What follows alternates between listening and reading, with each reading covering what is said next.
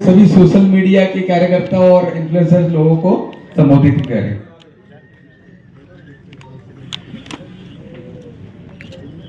आज के इस कार्यक्रम में हमारे रायपुर लोकसभा के प्रत्याशी 8 बार के विधायक, वर्तमान में मंत्री और जिन्होंने हम सबको जीतना सिखाया है, जिनकी प्रेरणा से हम लोगों ने जीतना सीखा है, ऐसे परम सम्माननीय बृजमोहन अग्रवाल जी, और जिनका मार्गदर्शन मुझे हमेशा मिला है ऐसे सुनील सोनी जी, यहाँ पे हमारे सांसद जी मौजूद हैं, उनका भी तालियों से अभिनंदन करिए। यहाँ पर अशोक बजाज जी हैं, संगठन के महत्वपूर्ण पिलर माने जाते हैं हमारे भारतीय जनता पार्टी में। माननीय संदीप शर्मा जी को कठिन से कठिन चुनाव दे दीजिए और सफलतापूर्वक कैसे जीता जाता है उसके गुरु वो जानते हैं। यहाँ पर श्रीमती विभा अवस्थी जी हैं, नलनेश भाई हैं, राजेश अवस्थी जी, मृत्युंजय दुबे जी, सोमेश पांडे जी और सुनील भाई ने अपनी बात रखी है। और हमारे मितुल जी जब से इस कार्यक्रम का सफल संचालन कर रहे हैं, उज्जवल दीपक जी हैं, अकबर भाई हैं, राम पंजवानी जी हैं, श्वेता शर्मा जी यहाँ पर बैठी हैं। आप सभी का अभिनंदन करता हूँ आज के कार्यक्रम में। मैं बहुत लंबी बात नहीं कहूँगा, कुछ थोड़ी बातें कहना चाहूँगा। इन्फ्लुएंसर कहते हैं सोशल मीडिया पे जो हम एक्टिव लोग होते हैं उनको इन्फ्लुएंसर कहते हैं। इन्फ्लुएंसर मतलब हो गए प्रभावशाली। इसका मतलब यह है कि आपका प्रभाव है और प्रभाव भाव से पैदा होता है कि आपके अंदर कौन सा भाव है जो लोगों को प्रभावित करता है। जब एक इन्फ्लुएंसर अपने ओरिजिनल भाव को दिखाता है तब उस बात का असर होता है, और आप सब उन लोगों में से हैं जिनके अंदर वो ओरिजिनल भाव है जिससे लोगों के बीच प्रभाव पैदा होता है। आप सबको ये कहना चाहता हूं, आप लोग जब काम करते हैं तो लोगों की, कुछ लोगों की आदत होती है इन्फ्लुएंसर्स की कि वो बनाते हैं, कुछ भी बनाते हैं अपना, तो लोगों की क्या इमेज बनती है ये आपके सोशल मीडिया के प्रेजेंस से बनती है। आप अपनी इमेज क्या बनाना चाहते हैं। इन्फ्लुएंसर उनके लिए है जिनकी बातों का प्रभाव होता है। ये इन्फ्लुएंसर वर्ड उनके लिए नहीं है जो लोगों के लिए मजाक का विषय बनते हैं। बहुत सारे लोग होते हैं जिनको दिखाई देता है कि उनको मिलियंस में लाइक और कमेंट मिले हैं, लेकिन उनकी ऐसी हरकतों पे मिले हैं जिनसे उनका प्रभाव नहीं, लोगों पे बस हंसने का भाव पैदा किया हो या अपना मजाक उड़ा रहे हैं। लेकिन आप लोग बड़े धीर गंभीर लोग हैं जो ऐसे गंभीर कार्यक्रम में आए हैं।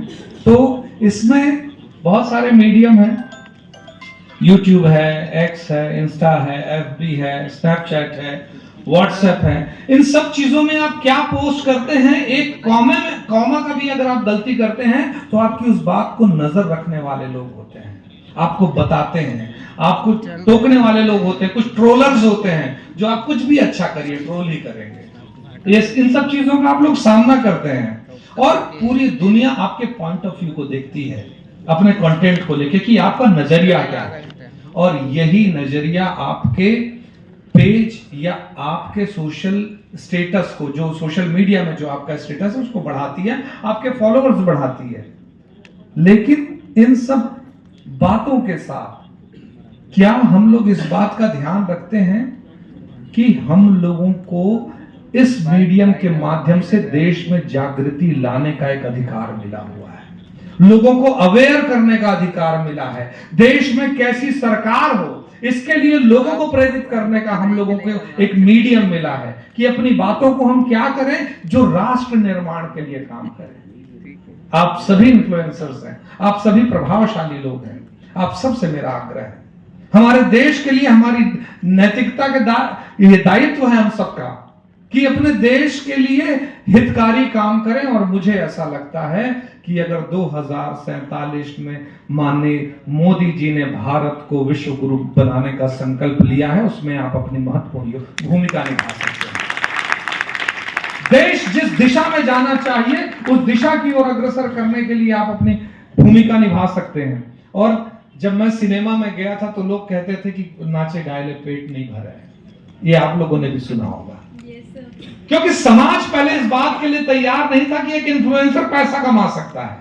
एक रील बनाने वाला या YouTube पर या Facebook पे एक पोस्ट करने वाला अपना घर चला सकता है। लेकिन कितने सारे ऐसे इन्फ्लुएंसर्स यहाँ बैठे हैं जिनका घर क्या, बंगला क्या, गाड़ी सब चल रही है। मुझे भी अच्छा खासा पैसा आता है यूट्यूब से, मेरी कमाई का एक अहम हिस्सा आता है। जितना अगर मैं किसी आईटी कंपनी में बड़े पोस्ट पे होता तो शायद इतने का पैकेज नहीं होता जितना यूट्यूब से मुझे पैसा आता है। ऐसे बहुत सारे लोग हैं। आप सबको बस मैं ये कहूंगा कि इस बात में हमको हमेशा ध्यान रखना चाहिए, आपकी एक जवाबदारी भी बनती है देश के प्रति। टिकटॉक में मेरे लाखों फॉलोअर्स थे, लेकिन चाइना के साथ जब बॉर्डर पे हमारे जवान मारे गए तो मैंने अपने टिकटॉक का अकाउंट डिलीट किया था। उसके गवाह उज्जवल दीपक बैठे हुए हैं। मुझे यह लगा कि यह चाइनीज ऐप है और मैं इसका विरोध इस प्रकार प्रकट कर सकता हूं कि अपने लाखों फॉलोअर्स को छोड़कर मैं टिकटॉक को बैन कर सकता हूं। तो जब समय आए इस देश के लिए तो आप लोगों को ऐसा कड़ा कदम उठाने से पीछे भी नहीं हटना चाहिए। आप सभी से मैं यह आग्रह करूंगा, अब एक मौका है आप सभी के पास कि 2047 में विकसित भारत बनाने के लिए जरूरी है कि फिर इस बार और बार बार अब की बार इसमें आप सभी के योगदान का आवाहन करने यहां खड़ा हुआ हूं। और जो तकनीक आपके हाथ में है, कहीं ना कहीं इस तकनीक को बढ़ावा देने में, आपको इतना सुगम और सरल जीवन देने में, सोशल मीडिया में अपने आप को एस्टैब्लिश करने में मोदी सरकार का महत्वपूर्ण योगदान है। जितना महत्व भारतीय जनता पार्टी ने, जितना महत्व मोदी जी ने सोशल मीडिया को दिया है, अभी तक दुनिया के किसी नेता ने इतना महत्व नहीं दिया है जितना मोदी जी ने दिया है। तो आप सभी से मैं आग्रह करता हूं कि आपके पोस्ट, आपके रील्स, आपके वीडियोस, आपके ब्लॉग्स इस देश के नाम हो, देश को सशक्त बनाने के नाम हो, भारतीय जनता पार्टी के नाम हो, मोदी जी के नाम हो। बहुत बहुत धन्यवाद।